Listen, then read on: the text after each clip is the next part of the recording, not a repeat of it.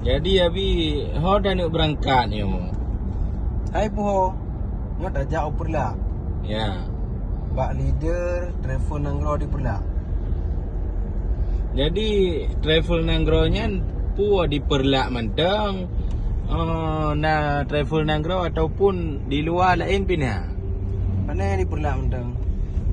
Seluruh Aceh karena leader travel Nanggro. Mulai Sabang sampai Singkil perbatasan. Olehnya enam di luar Aceh pina.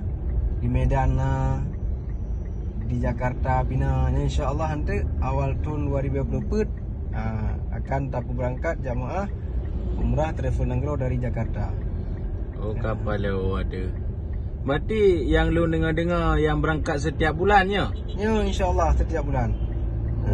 ke. Nya karena agenda mendum. Orangnya dari mulai Agustus pun dibuka umrah tanggal